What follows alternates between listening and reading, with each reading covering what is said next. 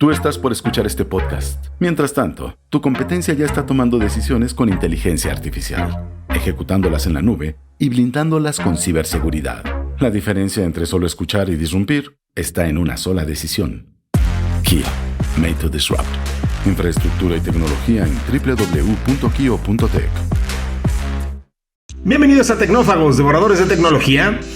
Hoy vamos a hablar de qué nos depara el futuro. Bueno, la verdad es que de eso hablamos siempre en Tecnófagos, pero en esta ocasión vamos a hacer énfasis en varias cosas bien interesantes. Por ejemplo, vamos a hablar de electrónica flexible. Vamos a hablar de cómo estamos imitando la naturaleza para crear nuevos tipos tecnológicos. Esto va a estar muy interesante. Vamos a hablar de una nota que se llama Sin fines de lucro. ¿Y qué tal que tuvieran fines de lucro? Porque vamos a hablar de una empresa que está en camino de volverse la empresa privada más valiosa de todos los tiempos. Ya les diremos de qué empresa estamos hablando. Muchos de ustedes ya se la estarán imaginando. Atlas cerebral, algo tan complejo como el cerebro humano, pues puede ser ya mapeado y les vamos a decir desde qué perspectiva, algo muy interesante. Y pues Stanley Kubrick estaría muy orgulloso porque vamos a hablar de una nueva odisea del espacio que se parece mucho a la que él envisionó en su momento. Así que de todo eso y obviamente pues todos los chismes de la telenovela que es el mundo del AI y la tecnología, todo lo que usted necesita saber para utilizar las nuevas herramientas, en fin, no se despegue de este nuevo episodio porque aquí en Tecnófagos se va a enterar de todo lo que hay que saber. Así que aquí arranca Tecnófagos, devoradores de tecnología. Kio presenta el podcast de Tecnófagos, una mesa de alta especialidad servida para ti en 3 tiempos. Acompaña a Ricardo Maza y Bernardo González, 2 especialistas en masticar información tecnológica para ti. Prepárate para devorar junto a los tecnófagos todas las noticias de las innovaciones del momento. Y pues vamos a hablar de las noticias más innovadoras de lo que está cambiando el mundo. Y pues vamos a hablar incluso de biomimética, un término que yo nunca había escuchado, pero que desde hace unas semanas ya traemos ahí muy pegado, imitando la realidad de la naturaleza a través de la tecnología. Vamos a hablar de cosas bien interesantes. Así que para ello, pues necesitamos a un experto en tecnología. Y pues me di a la tarea de buscar uno. Y qué tal que me di cuenta de que tenía yo uno aquí muy a la mano, tan es así que llevo varios años haciendo este podcast con él. Así que denle una calurosa bienvenida, como se lo merece, a mi querido amigo Bernardo González. ¿Cómo estás, Bernie? Bien, muy contento aquí, frustrado con las palomitas y mi refresco y todo, porque me disponía a ver el 10º lanzamiento de la Starship, Sí. lo mismo que hice ayer, y también se frustró. Otra vez. Entonces van 2 días. Aparentemente ayer fue por un chequeo que hizo la computadora en los últimos 40 segundos y algo no estaba bien y decidieron postergarlo, y luego le metieron ahí un anuncio larguísimo. Bueno, no tan largo, pero lo pusieron en loop, no sé si lo viste. No, o sea, eso del anuncio, ¿no? ¿Qué? Bueno, Elon Musk invitando a invertir criptomonedas para el espacio, no sé qué. Era un fragmento de aquella presentación que hizo cuando recién se salió de sus proyectos de gobierno, algo muy raro. Pero bueno, hoy a las 5:30 hora del centro de México iba a ser el segundo intento. Correcto. De esta prueba número 10. Y esta vez el clima no lo permitió, ¿no? Estaba muy nublado y las cosas se complicaron. Entonces, pues vamos a ver si para mañana ya la lanzan. Y fíjate ahorita que estabas dando la introducción de que siempre hablamos del futuro y a colación de la última nota esta de la odisea del espacio. Pues digo, ya sabe todo el mundo que es mi debilidad. A mí me apasiona mucho el tema del espacio. Pero de verdad, ves el tamaño de la nave ahora que salió estas fotos y estas imágenes de cómo lo sacan de la fábrica, del hangar ahí donde lo construyen y lo llevan a la plataforma de lanzamiento. Y es un cohete impresionante de tamaño, el número de motores que tiene. Sí. Y ahora hay una especulación de que tal vez van a intentar atrapar la Starship, así como vimos que en su momento atraparon el Heavy Booster. Sí. La parte primaria de donde están los motores y todo el combustible. Con esta ahora mecánica. Si todo sale bien, exacto, la famosa mecasila, lo trataría de atrapar, o si no se dan las condiciones, pues lo van a hacer que aterrice en el mar, pero aparentemente va a ser una misión más corta. Van a volver a intentar hacer la simulación de este despachador de satélites, que parece como una máquina de estas tragamonedas, nada más que en vez de tragarse las monedas, las escupe. para lanzar los satélites. En fin, muy interesante. A quien le interese el tema, puede estar pendiente ahí de las redes sociales en la plataforma de X o en la propia página de SpaceX de cuándo va a ser el próximo lanzamiento, la hora exacta. A ver si ahora sí se nos hace. Sí, estaremos muy pendientes. Oye, ya que estamos con los avisos parroquiales, yo quiero comentar una cuestión que he visto desde ayer o antier, que no encuentro dónde más en la escaleta de hoy vaya a caber, así que la voy a comentar de una vez, que es dentro de las nuevas funcionalidades que ha estado haciendo ahí lentamente un rollout ChatGPT en su versión Pro, o sea, los que pagan $20 al mes. Plus, perdón, tienes así. Plus, Pro, pues, es multimillonario. La Pro, sí, digo, si pagas la Pro, valen $200. Exacto, tienes razón. No, los que pagamos $20 al mes, lanzaron una nueva función que la han tenido medio calladita, pero que está bien interesante, no solo por lo útil que es, sino porque trae a la mesa un discurso interesante. Estoy hablando de la capacidad que tiene ahora de grabar. Esto, grabar voz, grabar tus juntas, grabar lo que estés reproduciendo en tu computadora, primordialmente está dirigido a grabar juntas, a grabar tus Zooms, tus Meets, la plataforma que uses, ¿no? Muy interesante. A ver, yo lo estoy utilizando, pero es un tema bien complejo por varias cosas. Yo, por ejemplo, trabajo en MBS, una empresa que tiene políticas muy estrictas respecto al uso de la inteligencia artificial en particular en agentes o en asistentes de AI en las juntas, pues para que no se vayan a ir a quién sabe dónde o a qué servidor que está alojado en sabrá Dios dónde, los secretos industriales de la empresa. Y así hay muchas empresas también, ¿no? Entonces, se prohibieron, por ejemplo, el uso de los asistentes de IA para grabar juntas y tomar minutos y este tipo de cosas. Esta función de ChatGPT permite pues que bypasses eso porque lo puedes poner a grabar y lo bueno es que nadie de MBS te está escuchando y nadie va a saber que estás bypassando las políticas de la empresa. Yo creo, nada más esto es entre tú y yo nada más. Exacto. Sí, qué bueno que no lo estoy diciendo en un lugar público. No, a ver, no, justo por eso lo quiero ventilar porque esto tiene un colofón. Ahorita voy a llegar a eso. Pero justo el tema es, o sea, esto lo puedes poner a grabar. Y bueno, y dicho de paso, para esto necesitas descargar el app de ChatGPT para tener esta función, por si alguien lo quiere utilizar. Necesitas descargarlo. Y ahorita, la última vez que chequé, todavía, que fue ayer, una cosa así, solamente está disponible en la versión para iOS Mac. O Mac. Mac. Para okay. Mac. Sí, no está disponible aún para PC. Digo, supongo que será cuestión de días para que hagan el rollout. En fin, el punto es el siguiente. Hay una discusión, y por eso contaba yo de las políticas de MBS, y insisto que no es la única, muchísimas empresas están en esto. O sea, a ver, en teoría, pues sí, podría yo poner a grabar mis juntas y se acabó el problema. Pero efectivamente hay toda una discusión, incluso a nivel legal, de las implicaciones que tiene que tú pongas a grabar una reunión y la uses para hacer transcripciones y sobre todo sin avisarle a la gente que la estás grabando. Entonces, digo, lo cuento porque eso es algo que no necesariamente hemos estado haciendo mucho énfasis, no nada más nosotros, sino como que la gente, pues. Entonces es algo que hay que tener en consideración. La herramienta ahí está y insisto, y es útil. Yo la he estado utilizando en reuniones fuera de MBS y funciona perfecto. Te hace las transcripciones, te hace tus to-do lists, lo que esperarías de un agente de AI, pero simplemente lo pones a grabar y ya no tienes que meter, como es típicamente el caso, alguien más a la junta que dice Bernardo's assistant o lo que sea por el estilo, ¿no?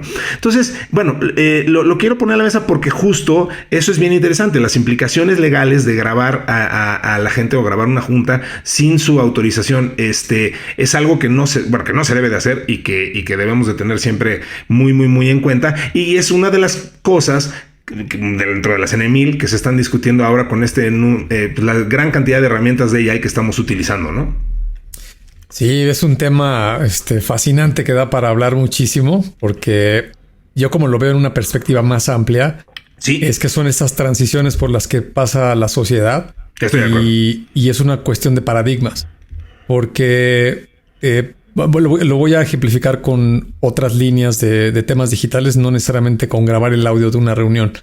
Pero este fenómeno que estamos viendo en las redes sociales, donde agarran infraganti a cualquier persona. El otro día yo decía en uno de los episodios, este fenómeno, no sé si sucede en otros lugares fuera de México. Aquí en México le llamamos Lord elevador, Lord, no sé qué, a estas personas que hacen algo pues no apropiado.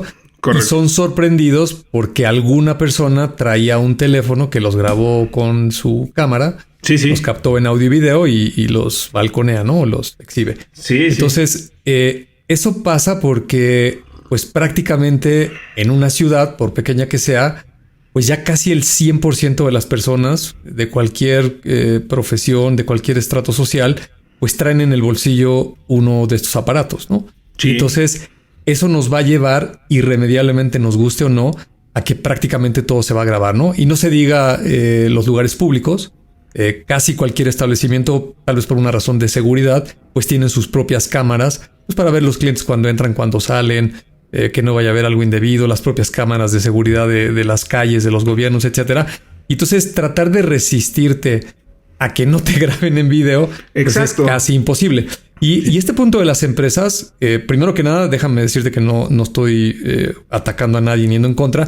Yo sé que son políticas corporativas y son muy respetables, pero te estás resistiendo a algo que es inevitable por muchas razones. Coincido, totalmente. Sí. Lo primero que piensas es, oye, alguien me va a grabar diciendo algo y me va a atacar, ¿no? Lo va a usar en mi contra, me va a descontextualizar, etcétera. Siempre pensamos en lo negativo. Así funciona el cerebro humano por la evolución. Pero también hay un montón de beneficios por grabar las conversaciones. Las más evidentes pues somos todas las personas que las hemos utilizado y las hemos experimentado. Pues tienes ahí la minuta, tienes los acuerdos, puedes elaborar los compromisos para la siguiente reunión. E incluso si le futureas tantito, y futurearle estoy hablando de unos meses, no de mucho tiempo. Imagínate que una organización hiciera lo contrario, ¿no? A lo que acabas de explicar tú. Que dijera, oigan, aquí por política, el 100% de las reuniones de trabajo se van a grabar. No puedes reunirte con nadie si no las grabas. Y que todas esas grabaciones, todos esos textos transcritos, se fueran a uno de estos modelos de inteligencia artificial. Tú imagínate el potencial de conocimiento, de ideas, de identificar patrones psicológicos, comportamientos. Todo lo estoy poniendo en un sentido constructivo y positivo, intencionalmente. Todo lo que podrías lograr, es probable que en un futuro cercano, pues alguna compañía con una startup, alguna de estas que sí se arriesgan, pues haga una propuesta en este sentido y tal vez algún valiente que lo quiera probar y empiece a cuantificar los beneficios, tal vez nos lleve en esa dirección. Yo particularmente las uso desde hace mucho tiempo. Cuando son personas con las que no tienes mucha confianza, por ejemplo, yo con mi equipo de trabajo, ya me conocen, ya lo saben, y todas las reuniones que tengo de trabajo las grabo, ¿no? Porque no las uso para ninguna otra cosa más que como notas, como la minuta. Exacto. Incluso a veces con proveedores que les pides permiso, pues a veces te dan información, te dan nombres propios de un producto, de algo que en ese momento no lo alcanzaste a pescar o no lo alcanzaste a notar. En cambio, si lo tienes transcrito y se lo subes a una inteligencia artificial, pues le puedes hacer preguntas, ¿no? Oye, ahorita que este señor me estaba demostrando tal producto, me acuerdo que mencionó unos acrónimos, pero no los pesqué. Pues ahí te lo va a decir muy rápido, hasta te los puede explicar. En fin, creo que tiene muchos beneficios y sí me parece muy interesante este fenómeno de grabar las cosas. Y termino con algo que leía ayer domingo. Mientras desayunaba, que también me parece muy interesante. Ya había escuchado yo a Juan Enríquez con el mismo planteamiento. Juan Enríquez, más agresivo, decía que es probable que lleguemos a un punto en el futuro cercano donde estas gafas, como las que ahora promete sacar Meta alrededor de $800, a lo mejor nos las regalan a las personas, ¿no? Con que compres un plan de datos con alguna empresa telefónica y te afilies a alguna de estas tecnológicas que tienen la tecnología, que podría ser Meta. Es muy probable que te las regalen, porque si una persona tiene todo el tiempo que está despierta, que está haciendo algo, activa lo que está viendo, nos podría llevar, imagínate, a una especie de Street View de un Google Maps, donde en su momento real. Google tuvo que invertir en vehículos, en cámaras y en todo un protocolo. Y por supuesto que luego tuvo que borrar las caras de las personas por este tema de la privacidad, etcétera, etcétera. Pero imagínate que las personas pudiéramos grabar todo lo que está pasando todo el tiempo, otra vez en un sentido positivo, porque ya seguramente los que me están escuchando en este instante, su cerebro acaba de disparar unas alarmas rojas de no, va a grabar todo y me van a meter a la cárcel y me van a acusar. Y claro, si pienso en lo negativo podría pasar, pero luego pasamos por alto los beneficios y entonces podrías saber todo en todo momento, ¿no? Es más, estos modelos se podrían anticipar a darte información entendiendo la situación en la que estás. Oye, veo que estás entrando al edificio de esta empresa, sé que es tu proveedor, sé que estás viendo un contrato de tal o cual cosa, pues te voy a pasar estos datos y te los digo por audio o te los enseño allí en el lente o alguna cosa. En fin, le estoy futureando ya demasiado, pero creo que es más resistencia al cambio y más la costumbre de los paradigmas bajo los cuales vivimos actualmente, el por qué no queremos evolucionar. Las personas, sobre todo, esa sí es una crítica directa y abierta, las personas que trabajamos en las empresas corporativas no queremos cambiar las cosas porque estamos muy a gustos así como están las cosas. Así me pagan todas las quincenas y si no le mueves, pues yo no me tengo que hacer ninguna cosa. Si traes a un Ricardo o un Bernardo que se les ocurre ponerse a grabar las reuniones, me vas a meter en un montón de problemas, vamos a tener que definir un montón de reglas y qué flojera. Entonces mejor a mí que no me molesten y mejor no cambiamos nada, ¿no? Totalmente de acuerdo. Sí, sin duda, ¿eh? O sea, y estoy de acuerdo contigo. Creo que el tema de los wearables, pues a eso apunta, ¿no? O sea, a que vamos a volvernos fuentes inagotables de data en tiempo real. Yo lo pienso en función, por ejemplo, de marketing. Pues lo que eso va a decirte de el aprovechamiento real que tiene la publicidad. Por ejemplo, yo muchos años estuve yendo a las reuniones del CIM, del Consejo de Investigación en Medios, y típicamente todos los que estén en marketing saben de esto. Pues los medios exteriores, los billboards, las pancartas, todas estas cosas, el out of home, son medios muy difíciles de cuantificar. O sea, pues digo, ¿qué tanto gente los vio? Pues tengo una idea más o menos de cuánta gente desfila por aquí, pero pues cuántos los vieron y tal. Bueno, pues ahí se acaba el problema, ¿no? O sea, puedes efectivamente ver cuánta gente lo vio, efectivamente, cuánto tiempo lo vio, qué aprovechamiento tuvo, si esa persona después entró a la página web, en fin, se vuelve una cuestión fantástica fantástica vista desde el que quiere obtener la data, quizá menos fantástica desde el que, como dices, se le prenden las alarmas de la privacidad y esas cosas tan anticuadas. Así es. Ahorita vas a poder saber quién vio el anuncio. Espérate tantito y vas a saber qué pensó después de que vio el anuncio. Cuando tenga su Neuralink implantado. Su Neuralink integrado, exactamente. Muy bien. Bueno, pues vamos entonces con... creo que nunca dije cómo contactarnos. Esto es a través de... Lo pueden hacer a través de correo electrónico, que es en tecnófagos@kio.tech. Si nos están escuchando en Spotify, pues por favor, ranquéennos, activen las notificaciones, así no se pierden ningún episodio. Y pues muchísimas gracias a toda la gente que nos escucha y que además sigue la conversación en nuestro grupo de Telegram, que ya vamos a tener ahí una serie de sorpresas, porque se sigue nutriendo esa comunidad. Nada más, lo único que tienen que hacer es descargar la aplicación de Telegram y buscar la palabra Tecnófagos, y ahí andamos todos los que hacemos posible este podcast que hacemos con mucho cariño. La entrada de hoy. Una fresca selección con las noticias del momento. Hablemos de electrónica flexible. Investigadores finlandeses desarrollan una técnica pionera que replica las microestructuras de las hojas de las plantas para mejorar el rendimiento de la electrónica flexible. Esta innovación no solo mejora el rendimiento de estos dispositivos, sino que también propone un enfoque más sostenible y eficiente para su fabricación. El equipo responsable de este avance pertenece al grupo de investigación Materiales para Dispositivos Flexibles, mira qué creativos se pusieron a la hora de ponerle el nombre, de la Universidad de Turku, y está especializado en el uso de nanomateriales, arquitecturas bioinspiradas, que eso es algo de lo que hemos venido platicando en las últimas semanas, y técnicas de microfabricación aplicadas a la electrónica. Al pulverizar sobre las hojas diversos materiales y separar posteriormente la nueva superficie a modo de calcomanía, han logrado reproducir sus microestructuras con una precisión superior al 90%. Esto permite transferir patrones biológicos complejos a materiales flexibles y funcionales, lo que representa pues un salto muy significativo en la fabricación de electrónica avanzada. Híjole, es fantástico, aunque muy complejo, pero a ver, los patrones fractales replicados ofrecen una serie de ventajas clave para el desarrollo de dispositivos electrónicos flexibles, porque las estructuras jerárquicas permiten una mayor superficie de contacto, manteniendo la capacidad de adaptarse a movimientos o curvaturas, favorecen un mejor transporte de carga, mayor disipación de energía y una respuesta más eficiente ante estímulos mecánicos, lo que se traduce en mayor durabilidad y fiabilidad del dispositivo, y se adapta a soluciones tan diversas como sensores portátiles, electrodos transparentes o pieles electrónicas para prótesis y dispositivos robóticos. Entonces, bueno, pues una de las aplicaciones más prometedoras de esta técnica es el desarrollo de sensores de presión ultrafinos y flexibles, capaces de detectar el contacto y reaccionar ante estímulos externos en una simulación del sentido del tacto. Se puede aplicar muchas otras cosas, prótesis inteligentes, tecnologías vestibles que monitoricen el movimiento corporal de una forma precisa y continua.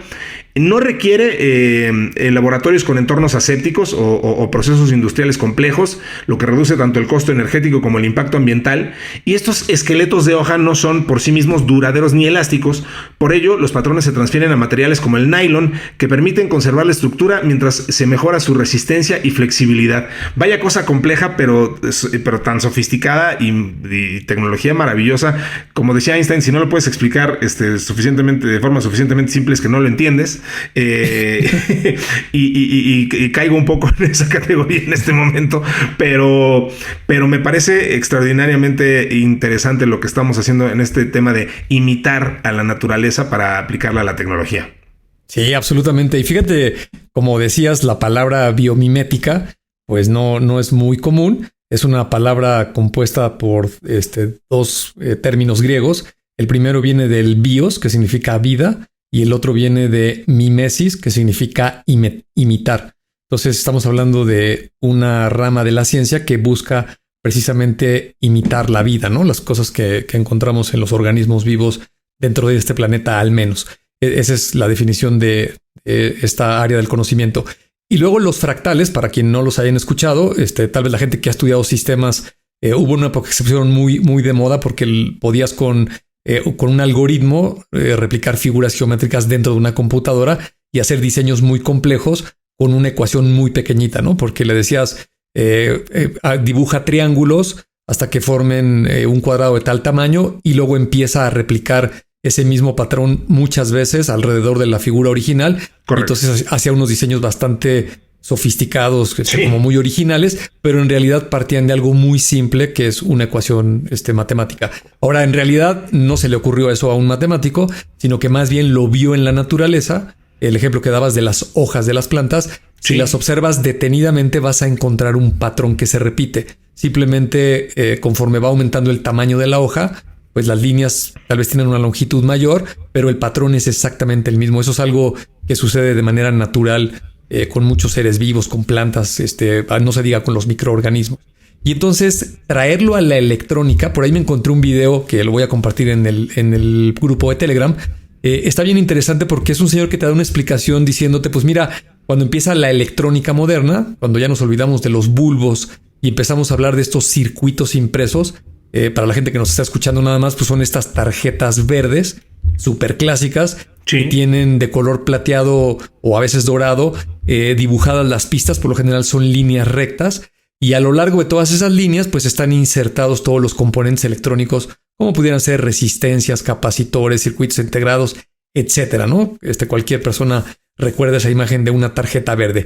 El problema o la limitante de esa tecnología pues es que está hecho en un material rígido, que aparte maneja electrónica, entonces no se lleva bien con el agua, por ejemplo. Y a la hora de tratar de hacerlo en escalas muy pequeñas, pues las cosas se empiezan a complicar. Y en este video, este señor empieza a manejar diferentes materiales, principalmente plástico, silicón, donde imprimen estos circuitos. Están aislados, es decir, podrían entrar en contacto con el agua y estar protegidos para que no hagan un corto porque manejan electricidad. Y el que más me llamó la atención, imagínate no sé cómo se llama, seguro tiene un nombre particular, pero estoy seguro que todo el mundo en su cocina tiene un rollo de este plástico cuando te sobra comida, agarras un refractario y le pones este plástico transparente que es como elástico, ¿no? A ver, el otro día se refirieron a él como playo.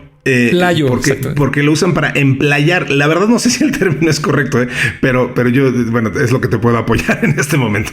Sí, yo tampoco estoy tan seguro que el que venden para la cocina, para las cosas del refrigerador, los alimentos, se llame playo, pero efectivamente cuando emplayan exacto, se entiende que es para cajas y todos estos materiales para que no se raspen y no se dañen, es este plástico elástico, ¿no? Entonces, imagínate tal cual ese plástico, pero con una impresora le imprimen las pistas y los componentes electrónicos y entonces los puedes estirar. Digo, no mucho, pero como si fuera una liga. Tiene una cierta capacidad de elongarse, de hacerse un poco más largo de lo que originalmente estaba. Así es. Y tú te preguntarás, bueno, ¿y eso para qué? O sea, ¿para qué quiero que un circuito electrónico, que toda la vida llevo viéndolo rígido, lo pueda yo hacer elástico, o doblarlo? Pues tiene mucho sentido, por ejemplo, si lo pones en textiles. Claro. Los wearables hoy en día pues son todavía aparatos un poco voluminosos, el reloj, la cinta incluso, que te pones en el pecho, etcétera. Sí. Perdón, o incluso pues para las pantallas flexibles y las cosas que necesitas que sean de alguna forma adaptativas, pues supongo que ese tipo de circuitos pues también te pueden ayudar a ahorrar espacios y cosas y optimizar dónde pones las circuiterías de un dispositivo así, ¿no? Absolutamente. O sea, podrían, imagínate en el asiento de un coche, en el asiento de un avión. Correcto. Podrían estar, digamos, impresos junto con la tela, la piel, el vinil, depende de lo que esté hecho el material. Y no tendría que ser como tal una pantalla rígida como estamos acostumbrados a verla, ¿no? Correcto. O lo que decía yo de los wearables. Imagínate una playera para hacer ejercicio o para salir a correr cualquier deporte y que allá adentro lo que entra en contacto con la piel de tu cuerpo pues pueda medir obviamente tu ritmo cardíaco, tu oxigenación, la cantidad de sudor que estás emitiendo, cuánta cantidad de agua estás perdiendo, el calor de tu cuerpo, en fin, un sinnúmero de indicadores que por supuesto que se pueden captar si lo llevas al terreno de los textiles. No se diga que lo puedas echar a la lavadora, ¿no? Eso también, generalmente cuando es un electrónico, otra vez no se lleva con el agua. Y menos echarlo a una lavadora, se va a golpear y se va a acabar dañando, es muy complicado. A lo mejor puedes encontrar un montón de usos, la verdad, bien interesantes. Y hay una historia que me sé desde hace mucho tiempo y desde la primera vez que la escuché quedé fascinado. ¿Tú sabes quién inventó el velcro y de dónde se le ocurrió esta idea a este señor? Había oído esa historia alguna vez. Cuéntale, por favor. No tengo exactamente los detalles con el nombre de la persona, pero lo que sí recuerdo perfectamente es que este señor tenía un perro y le gustaba llevárselo a pasearlo al bosque, al monte, ¿no? Y entonces, cuando regresaba con el perro a su casa, tanto él en sus calcetines como el perro estaban llenos de estas bolitas. Como esporas.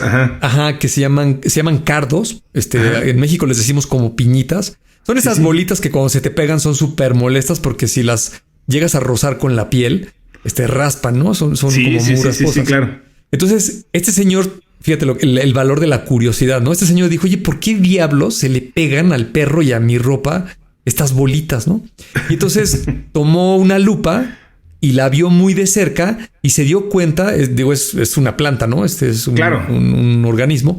Esta piñita tiene un montón de ganchitos, curvos, muy finos que justo se atoran en los pelos de una persona, de un animal o en los textiles, ¿no? Por lo mismo, por las fibras. Entonces, este señor dijo, oye, pues si junto esto con una tela, pues los puedo unir y tienen una cierta resistencia para mantenerse unidos. Sí. Entonces se le ocurrió poner de un lado un textil normal y del otro lado con nylon simuló estos ganchitos de las piñitas y entonces inventó el velcro, ¿no? Un gran... Una gran tecnología, Una gran tecnología que hasta nuestros días sigue siendo muy útil, ¿no? Y los ejemplos de la biomimética, por ejemplo, es muy evidente, las alas de los aviones, la forma de los trenes bala, pues obedecen principalmente a las aves, ¿no? Están inspirados en sus alas, en los picos, porque estos animales pues tienen propiedades aerodinámicas precisamente porque vuelan. O las celdas solares, pues también tienen mucho que ver con imitar la fotosíntesis de las plantas, ¿no? Es estar captando la luz del sol y estarla convirtiendo en energía. En fin, muy, muy interesante que nos estemos inspirando en la naturaleza. Tenemos muchísimo que aprender de ella. Y la aplicación en donde se puede llevar esto a la industria, pues es prácticamente lo que la imaginación y la curiosidad nos lleve a lograr, ¿no? Justo iba yo a hacer énfasis en eso último, el mantenernos curiosos y no limitarte a decir, ay, pinches cosas que se me quedaron aquí pegadas, sino llevarlo un poquito más allá y preguntarte los porqués, es lo que hace que vengan este tipo de descubrimientos tan valiosos. Oye, y hablando de estar curiosos, pues vamos a entrarle al chisme de OpenAI, así que vamos a nuestra siguiente nota, si no dispones otra cosa, mi querido Bernie. Vamos. El plato fuerte, cocinado a fuego lento durante la semana. Bien, a ver, me gustó mucho que le hayan puesto esta nota sin fines de lucro, así con signos de interrogación, porque bueno, recordemos que justo OpenAI se llama así OpenAI porque supuestamente eran una organización sin fines de lucro cuando fueron concebidos en su inicio. Ahí andaba el señor Elon Musk, a la fecha sigue haciendo muchos corajes por eso. Pero bueno, la nota es que OpenAI está a punto de convertirse en la startup más valiosa de la historia. ¿Por qué? Porque están persiguiendo una valoración de $500 mil millones. Tú ya nos adelantabas algo de esto la semana pasada, con partidarios que apuestan por convertirla en la próxima Apple o Google. Y bueno, hay quienes permanecen escépticos al respecto y uno de ellos pudiera ser el propio Sam Altman, pero bueno, vamos a hablar de esto. A ver, esta cifra la convertiría, como decía yo, en la empresa privada, o sea que no cotiza en bolsa, más valiosa del mundo, por encima de SpaceX, la empresa matriz de TikTok, ByteDance o incluso de gigantes públicas como Palantir, ¿no? Hay dos acuerdos en juego. Una liderada por SoftBank, esta empresa que justo era donde hacíamos énfasis la semana pasada, que valora a la compañía en $300 mil millones y que no se cerrará hasta finales de año. Y una venta secundaria de acciones de empleados con una valoración mucho más alta de $500 mil millones, que es la que estamos haciendo alusión.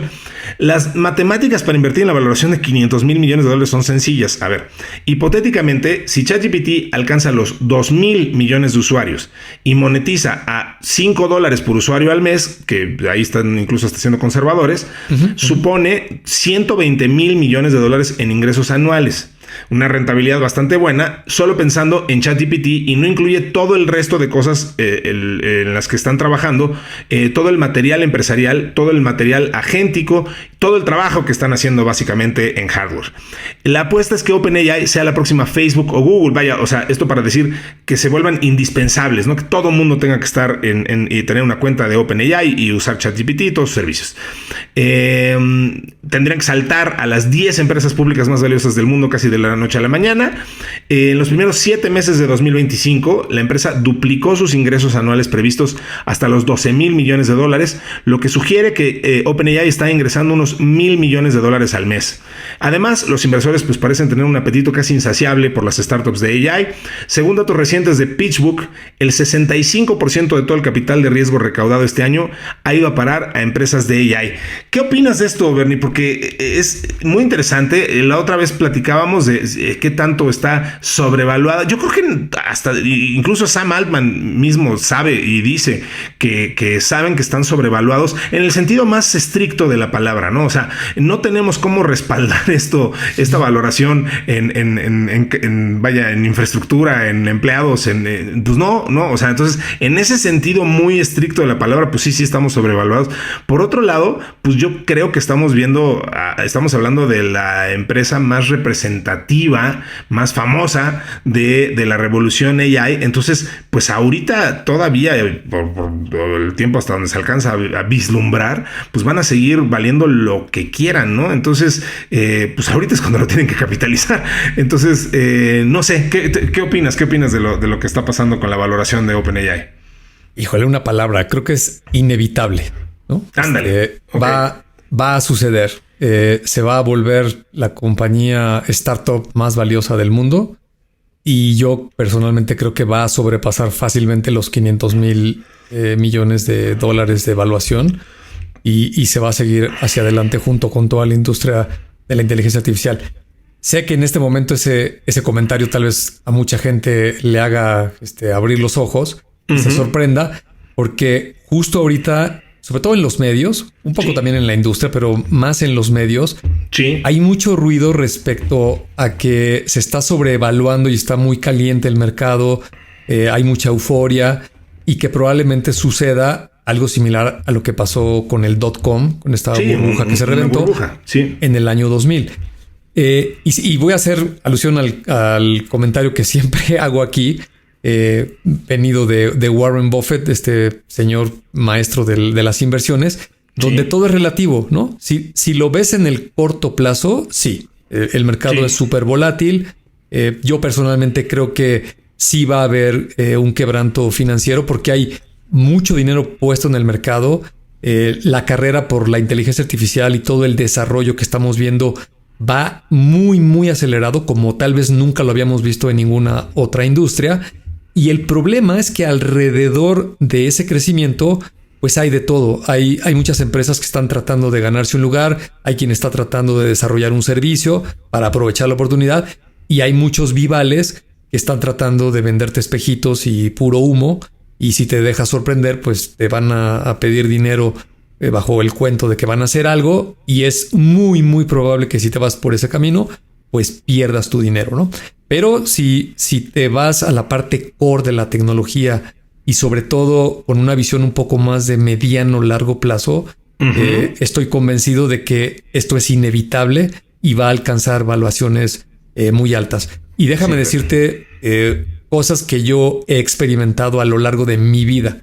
Estas no las leí en un libro ni me las contó mi compadre, sino yo las viví personalmente, ¿no? Como diría Broso, yo lo vi, nadie me lo contó. Ajá. Yo lo vi, nadie me lo contó. Por ejemplo, yo escuché del Bitcoin tal vez la primera vez, como por ahí del 2014 o 2015. Sí. Y me pareció otra cuestión tecnológica y alegre que alguien se había inventado. Y luego por ahí de 2017, muy al principio de ese año, me acuerdo que me encontré una persona que me explicó cómo funcionaba y me dijo cómo había crecido y la evaluación y que de valer nada. No me hagas mucho caso, pero creo que por esa época andaba como en los $3,500, $4,000 el Bitcoin. Correcto. Y esta persona, después de que me entusiasmó y todo lo que me dijo, al final cerró diciendo, pero bueno, se nos fue el tiempo, ¿no? O sea, ojalá hubiera invertido en un Bitcoin cuando valía $10, ¿no? Así es. Ahorita ya se está pagaban carísimo. pizzas con él. Pero fue tan bueno su convencimiento que yo sí decidí comprar Bitcoins y tuve la enorme fortuna de que en unos cuantos meses, pues el precio de los compré como entre 4,000, 6,000, 7,000 pedacitos de Bitcoin. Al principio eres muy conservador, te da mucho miedo. Estás convencido, pero cuando te dicen, a ver, pon tu dinero, ya no es lo mismo. Sí. Entonces, pues, le ponías poquito, pero como empecé a ver que crecía mucho y llegó cerca de los $19,000, pues le seguí metiendo. Pero una cosa que sí estaba yo consciente, dije, esto tiene muchísima volatilidad. Hay demasiada especulación alrededor de la evaluación y es muy posible que tenga fluctuaciones muy altas, ¿no? Así Correcto. como de repente sube muchísimo, pues también puede bajar. Pero en el largo plazo, y de largo plazo estamos hablando tal vez de entre 5 y 10 años. Sí. Del 2017 para acá apenas van 8. Más o menos los poquitos fracciones de Bitcoin que tengo, pues los he de haber comprado en el rango como entre los 6,000 y los $16,000, ¿no? Y claro, cuando se cae de 19,000 en diciembre de 2017 a más o menos 3,000, pues toda la gente que sabía que yo había comprado eso, pues ya te imaginarás de qué me tachaban, ¿no? De idiota. Es algo muy... es una lo flor, que podemos ¿no? decir al aire. Exactamente, ¿no? Pero si lo ves a la vuelta de algunos años, pues es una gran inversión con un gran retorno, porque estas cosas siguen creciendo, ¿no? Entonces, eso es algo muy particular. No estamos hablando de blockchain y de criptomonedas, pero yo estoy absolutamente convencido de que en algunos años, no sé cuántos, es muy probable que un Bitcoin valga 500,000 o $1,000,000, ¿no? Sin duda. Por muchísimas razones. El problema es que no todo mundo tiene la entereza de poner ahí su dinero. Como dicen, put your mouth where your words are. Your money where your mouth is. Exacto. Put your money where your mouth is. Entonces, no todo mundo tiene la decisión de hacer eso. Y nada más habla y no ejecuta. Pero si no te preocupas sacar el dinero o ganar algo en el corto plazo, yo creo que eso va a suceder. Ahora, regresando a esto de la inteligencia artificial, la otra que me tocó vivir porque me salí de la empresa en la que estaba trabajando específicamente porque yo quería trabajar en el Internet, y a los pocos meses algo muy similar, ¿no? Viene este quebranto financiero Y la familia, algunos amigos me dicen, eres un bruto, ¿para qué te vas a trabajar a internet? Puros espejitos, todo el mundo creía que todo iba a ser .com y ve, ahora todas estas compañías están quebrando y no sé qué. Y nada más falso de la realidad de lo que pasó en unos cuantos años, ¿no? Por ejemplo, empresas como Microsoft le metieron muchísimo dinero al internet, varios años antes de este quebranto. Oracle, Google es una empresa del 97 que nace por el internet. Amazon del 94 nace con el internet. Nvidia, que ahora ya sabemos que desde los años 90 existe. Intel, en fin, podrían darte una lista larga de compañías que le apostaron fuertísimo al internet. Pasaron por este bachecito de la burbuja y ahora tienen unas valuaciones extraordinarias y no concibes esas empresas sin la tecnología del internet. Y si quieres saber qué empresas surgieron después de ese quebranto financiero, pues está ahí Meta, ¿no? No existía Facebook, no existía WhatsApp, no existía YouTube, no existía Twitter, no existía AWS, el cómputo en la nube no existía y no existiría si no hubiera existido el internet. En fin, claro. Es un gran ejemplo de que cuando estás hablando de una tecnología disruptiva, de las dimensiones en las que está afectando a todo el mundo, a toda la sociedad, con los beneficios poquitos, si quieres tú en este momento, pero tangibles, y la enorme cantidad de beneficios que cualquier persona que lea un poquito los puede fácilmente vislumbrar, me parece que es una sola palabra la respuesta. Es inevitable que suceda, que siga habiendo más compañías arriba de los 4 trillones de dólares. Esa carrera va a seguir, se van a seguir incorporando más compañías. Vas a ver que muy pronto nos vamos a enterar en las noticias de una empresa unicornio, es decir, que tiene una evaluación de más de $1,000 millones, que nada más tiene a su fundador, no tiene empleados. Es una empresa que da un servicio de algo de inteligencia artificial, trabaja con puros bots, ya sean algoritmos de software o robots físicos o lo que tú quieras, pero es muy probable que no tenga empleados y alcance una evaluación a esos niveles, porque de lo que estamos hablando es de la tecnología core y no de la percepción de las personas o los paradigmas o las políticas corporativas o las políticas de los gobiernos o lo que diga tu vecino, ¿no? Si le quieres hacer caso a todo ese ruido, pues sí, vas a pensar en los escenarios más negativos. Pero si lees los principios básicos de hacia dónde va la tecnología y por qué se está moviendo con esas dinámicas, o sea, ¿cómo te explicas? Podrías pensar que OpenAI pues son unos locos y engatusaron a la gente con espejitos de la herramienta, lo que tú quieras, ¿no? Pero no estás hablando de una sola compañía, estás hablando de las grandes tecnológicas donde sin excepción todas están volcadas hacia la misma estrategia. Y no solamente las americanas, voltea a Europa y también pasa lo mismo, no se diga si volteas a China, ¿no? Y si quieres ver los gobiernos, lo mismo, ¿no? Podrías pensar que claro, bueno, Estados Unidos es el rey del capitalismo y el Silicon Valley, lo que tú gustes y mandes.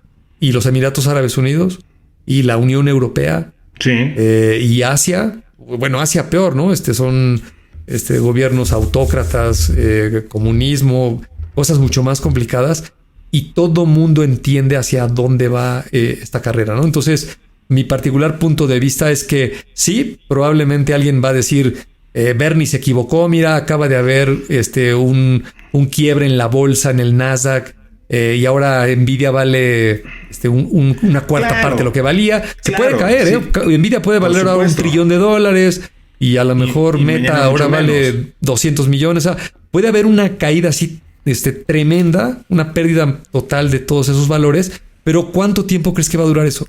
No, 1, 2, 3 años. Sí, ¿y después qué va a pasar? Se va a recuperar. Se va a recuperar y va a retomar el crecimiento que traía, porque la economía, ya nomás para terminar, tú pregúntale a Google que te enseñe una gráfica de lo que quieras, el Standard & Poor's, las 500, el Nasdaq, el NICE, agarra la referencia que quieras de valores de mercados de empresas, o de fondos de inversión, y dile que te enseñe 100 años, ¿no? O 50 años.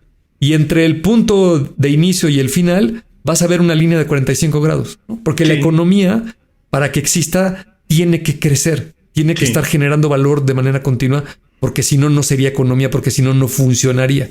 Entonces, mi recomendación final es, si le quieres apostar al corto plazo y hacerte rico en unos meses, mejor ni te metas ni a las criptomonedas ni al blockchain ni a la inteligencia artificial. Si quieres reservar una parte de tu dinero, tus ahorros, en una visión de 5, 10, 15 años, yo sí recomiendo, no todo, pero sí que le metas a alguna de estas empresas, a alguna de estas tecnologías, porque seguro que hacia el futuro van a tener un gran valor. Sin duda. Yo creo que una de las discusiones cuando se habla de este tema de OpenAI, de esto que estamos platicando, de su valoración, además de todo esto que mencionas, yo coincido totalmente. Creo que esto va a tender siempre hacia arriba y la economía siempre tiende a crecer. Pero estamos hablando quizá más acerca de los players, o sea, qué tan volátil se ha vuelto el hit parade de las empresas. Tú lo decías hace un minuto, Nvidia pues puede perder una tercera parte de su valoración. Mañana Jensen Huang se equivoca en una decisión y vas para abajo, pero ese lugar lo va a ocupar alguien más, y creo que eso es lo interesante. O sea, ¿a qué caballo le apuestas? Evidentemente la carrera siempre va a ser ascendente, pero los nombres de los players es lo que puede, y aquí estamos hablando de un player muy específico que es OpenAI, que fue el primero, cuando menos, en salir a la luz, en poner de moda ante el público, ante los early adopters y luego ante el público en general, porque pues ahora ya hasta la lora usa ChatGPT. Entonces, tienen esa ventaja de que fueron los primeros, son de alguna forma, o sin alguna forma, o sea, son los incumbentes ¿no? Entonces, eso tiene grandes ventajas, pero también grandes problemas, porque evidentemente una regla del negocio es que pues cuando eres el número uno, el único lugar donde puedes ir es para abajo, ¿no? Entonces, creo que tienen muchos buitres alrededor, creo que hay mucha detracción, creo que, o sea, ese es el verdadero problema y lo hemos platicado muchas veces. Hace muchos años, esas cifras y esas estadísticas son muy famosas. Hace 50 años, una empresa que estaba en el top de Standard & Poor's, de ser las empresas más valiosas, pues tenía garantizada su longevidad cuando menos por 50 años. Hoy estar en el tope del top 100 de Standard & Poor's no te garantiza, pero vaya, ni que sobrevivas la semana, ¿no? Entonces, eso es lo que es muy interesante entender, y vamos a ver, obviamente, con muchísimo interés, pues qué vaya a pasar con OpenAI en particular, una empresa que yo lo digo a nivel personal, creo que se ha ganado mi afecto porque fueron los pioneros, insisto, y además pues hicieron a la inteligencia artificial algo muy accesible. Se han esforzado mucho por llevarlo a todos los rincones y creo que, bueno, pues hemos visto muchas otras ofertas, pero hoy en día pues ChatGPT sigue siendo como el referente, al menos en el overall, ¿no? O sea, es la herramienta más versátil en todo, o sea, hace bien o relativamente bien todo.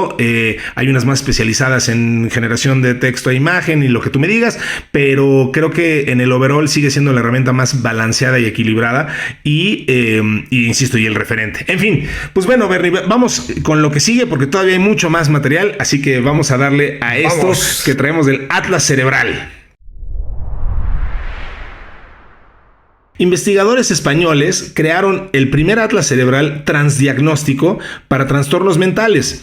El mapa cerebral identifica patrones específicos de sustancia gris asociados a los principales trastornos mentales. Esto es un equipo de investigadores del Centro de Investigación Biomédica en Red de Salud Mental, el CiberSam, en colaboración con el Grupo de Imagen de Trastornos del Estado de Ánimo y Ansiedad del IDIVAPS, ha liderado la creación del primer atlas cerebral transdiagnóstico, decía yo, que identifica patrones específicos de sustancia gris asociados a los principales trastornos mentales. Entonces, este atlas, que lo publicaron en la revista Biological Psychiatry, representa un avance crucial en la comprensión de las bases neuroanatómicas de enfermedades. La investigación ha analizado datos de 433 estudios previos, incluyendo imágenes cerebrales de casi 20,000 pacientes y más de 16,000 controles sanos. Los científicos desarrollaron una innovadora técnica de metaanálisis tridimensional aplicada a imágenes cerebrales, y esta metodología pues les permite considerar de forma conjunta la presencia de múltiples trastornos mentales. Entonces, cuando digo múltiples trastornos mentales, pues estamos hablando de la anorexia nerviosa, la esquizofrenia, la ansiedad, el trastorno bipolar, la depresión mayor, el trastorno obsesivo compulsivo, el estrés postraumático, el TDAH, el autismo y el trastorno límite de la personalidad. Híjole, híjole, ahorita hice un checklist bastante rápido de sí, tengo varias. Empezaste, sí, también. Ya lo tengo, sí. Disponer de este atlas puede ayudar a diseñar herramientas diagnósticas más precisas y abre la puerta a un futuro con intervenciones más personalizadas y dirigidas a regiones cerebrales específicas. El proyecto ha contado con la participación de más de 40 investigadores de centros de referencia en Europa, en América del Norte y Asia, incluyendo instituciones de tal reputación como el King's College de London, del Reino Unido, el Karolinska Institute de Suecia, la Universidad de California de Estados Unidos y el Beijing Normal University de China. Espectacular, ¿no? O sea, entender cómo esto se va entretejiendo y cómo cada vez más vamos entendiendo esta complejísima máquina que es el cerebro. Tú sabes que, y muchos que nos escuchan saben que este es un tema muy cercano a mi corazón, por los temas que tiene mi familia, mi hijo en particular. He dedicado muchísimo tiempo a tratar de mantenerme al día con la investigación respecto a los trastornos cerebrales y entender. Si algo he entendido en estos años es lo infinitamente complejo que es la red neuronal, el cerebro, las enfermedades cerebrales. Alguien, no recuerdo si lo trajimos aquí a colación alguna vez, pero alguien alguna vez me dijo que una vez que habíamos mapeado el código genético y el ADN, creíamos que iba a ser muchísimo más fácil ya entender cómo atacar las enfermedades. Y ahora hemos empezado a entender la infinita complejidad que tienen, por ejemplo, el tema genético, ¿no? O sea, dices, bueno, es que uno pensaría de bote pronto que pues, si ya identifiqué todos los foquitos que constituyen esta red, pues nada más entiendo cuál se tiene que prender y cuál se tiene que apagar y pues ya la hicimos, ¿no?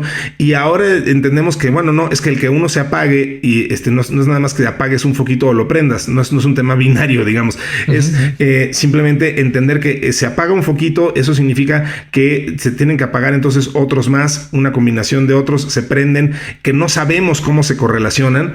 Me gustó mucho esa metáfora porque, o esa alegoría, pues, porque creo que explica muy bien pues, lo poquitito que sabemos, y este tema como este atlas nos acerca un poquito más, cuando menos, a presentarnos la información de algo tan importante y tan relevante como la salud mental, ¿no?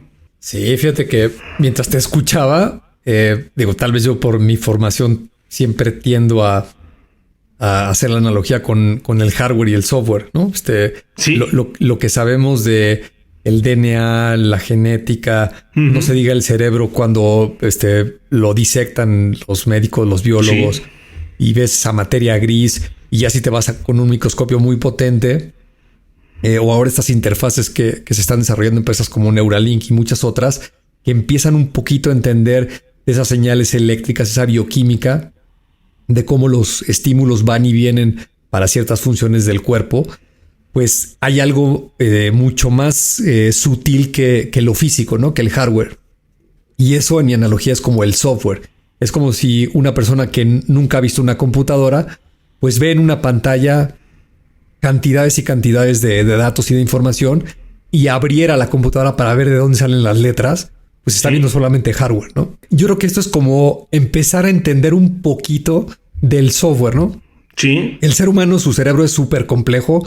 No se diga si te metes con otros aspectos todavía más etéreos como la personalidad, el alma, la forma de ser. Claro, temas de los que no tenemos absolutamente ninguna referencia de ni siquiera si existen, ¿no? Hago la referencia porque hemos hablado aquí, obviamente hablamos muchísimo de inteligencia artificial, y uno de los temas que más hemos tocado son las redes neuronales. Pero a mí me encanta una frase que he dicho aquí muchas veces, Demis Hassabis, que ha dedicado muchísimo tiempo y que además estudió la neurología, estudió el cerebro para incluso su misión, la misión de su organización, lo que después absorbiera Google como su proyecto de AI, era entender el pensamiento humano para luego entender todo lo demás, ¿no?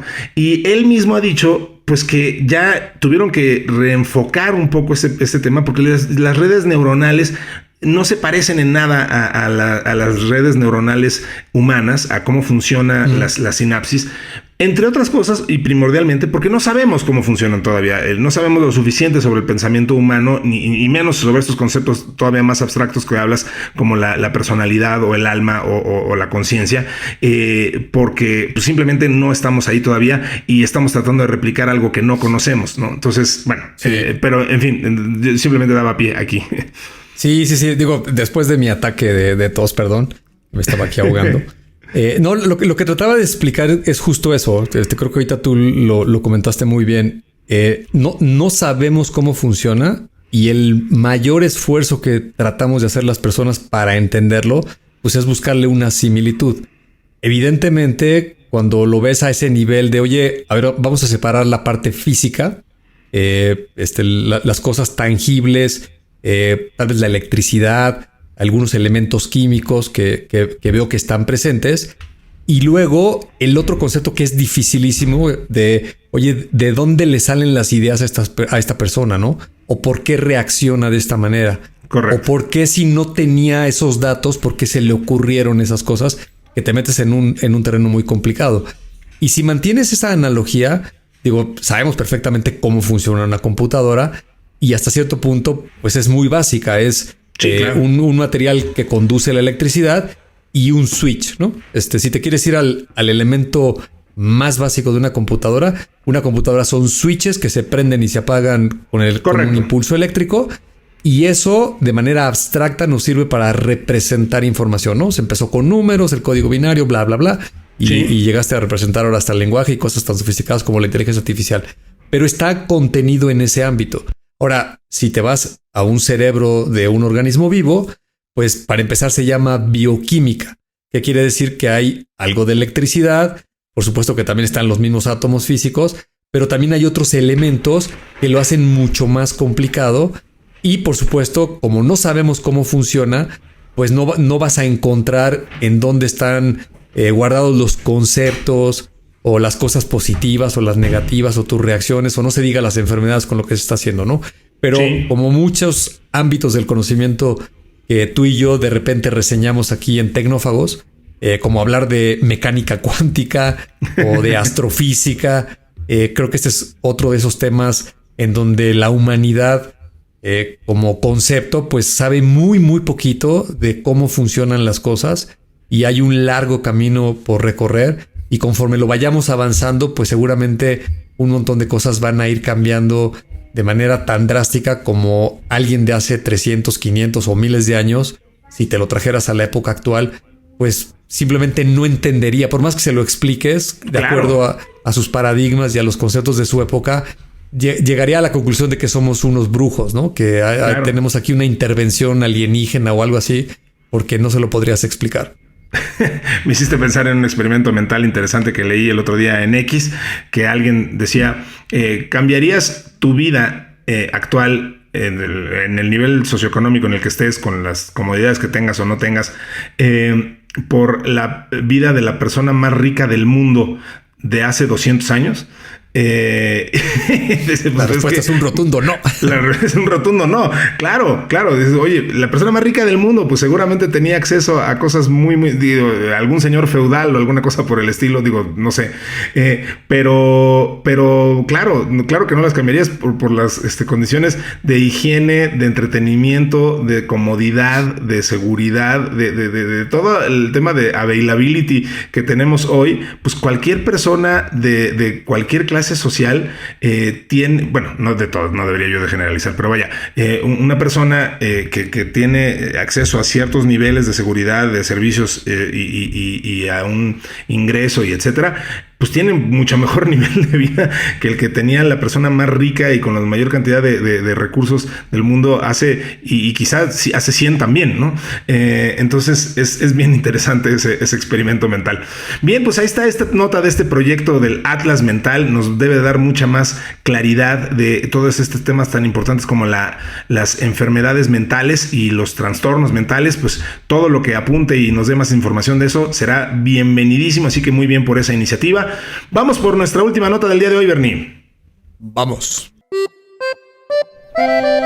Siempre queda un espacio para el postre. Bueno, pues para cerrar hoy una nota que todavía cae un poquito en el tema de la especulación y la ciencia ficción, pero es fascinante hablar de este tipo de cosas, que es la nueva Odisea del espacio. A ver, quizá digo mal porque es muy real que existe esto. El proyecto existe, se llama el Project Hyperion Design Competition, que busca opciones viables para algún día mandar miles de humanos a poblar algún planeta del universo. Este año el proyecto ganador se llama Chrysalis y bueno, lo deben de buscar porque es de verdad bien interesante. Les vamos a compartir información ahí en el grupo de Telegram, porque está bien interesante lo que proponen estos muchachos de Chrysalis, que es de científicos y arquitectos italianos. Lo malo es que el viaje sí no está muy alentador, que digamos, Bernie. Pero a ver, ¿cómo funciona? Un grupo de ingenieros, científicos sociales y arquitectos italianos, decía yo, diseñaron Chrysalis para este Project Hyperion Design Competition, que como decía yo, pues tiene la función de buscar cómo podríamos trasladar miles de humanos a poblar otro planeta que, pues como sabemos, pues no quedan necesariamente lo que se dice a maroma de hormiga, ¿no? Entonces hay que echarle ganitas al viaje. Es una nave de Chrysalis, es una nave de 58 kilómetros de longitud, con una arquitectura cilíndrica y multicapa, que contaría, esto me encantó, con gravedad artificial conseguida mediante la rotación constante de todo el cilindro. Eso es algo que hemos visto en Star Trek y en otro tipo de series así, que el cilindro gira y entonces eso genera energía cinética, supongo, y eso hace que se imite la gravedad. Y la idea es que se pueda transportar 2.400 pasajeros hasta Próxima B, el exoplaneta que hasta ahorita tenemos como el más prometedor de los que hemos detectado, los exoplanetas probablemente más parecido a la Tierra. Ahí desembarcarían y podrían empezar a colonizar el territorio. El problema, pues, es que este viaje tardaría 400 años y el tiempo de construcción de 20 a 25 años. No, bueno, ya se me hizo muy fresa comparado con el tiempo del viaje. A lo largo de estos 58 kilómetros de los que mide Chrysalis, y dependiendo de la capa, se encontrarán zonas destinadas a la producción de alimentos, la bioconservación de bosques, zonas comunitarias con parques e instalaciones como escuelas, hospitales o bibliotecas. Me siento como vendiendo un tiempo compartido, así como módulos habitables, áreas industriales y un anillo exterior dedicado al almacenamiento. Los trabajos más pesados estarían operados por robots y no sería lo único, ya que el plan, esto es fascinante, incluye una gobernanza combinada entre humanos y una inteligencia artificial. Bueno, a ver, pues estaríamos hablando de un viaje de muchas generaciones. Los que salen de aquí no son los que van a llegar a la meta. Y bueno, pues además habría tensión por escasez de recursos, entonces pues hay que estar controlando desde los nacimientos, manteniendo la población dentro del límite sostenible, manteniendo los recursos. Se utilizarían reactores de fusión nuclear y bueno, pues como les decía, el Project Hyperion es una iniciativa con este objetivo, busca un diseño de una nave espacial capaz de llevarnos a un exoplaneta habitable.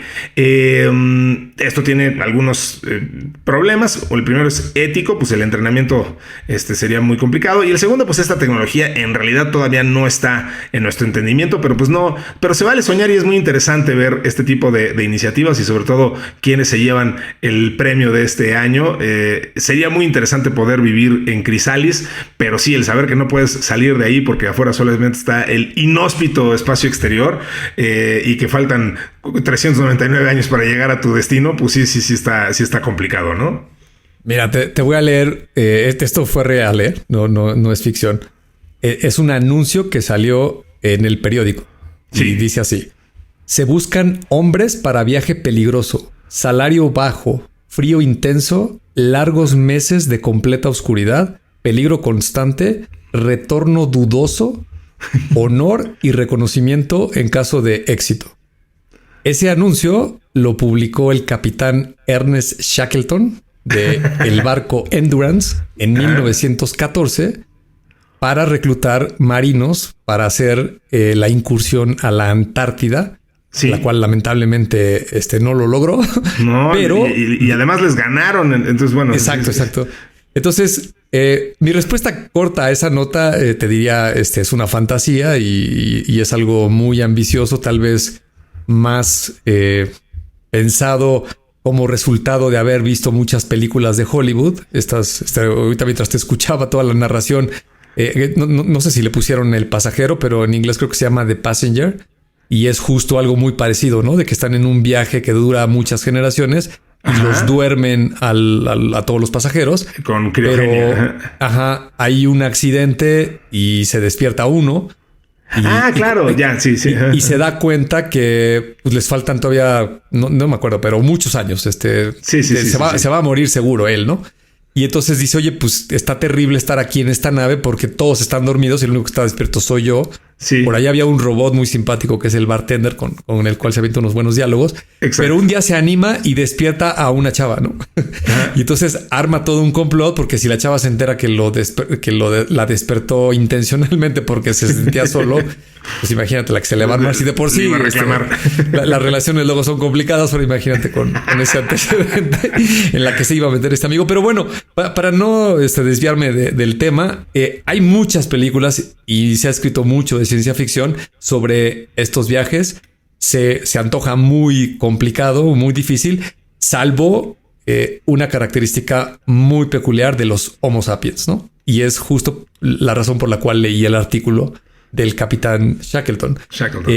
Si lo analizaras racionalmente, pues alguien preguntaría, si no se sabe en la historia de la incursión de los británicos a la Antártida, oye, pues nadie fue a ese anuncio, ¿no?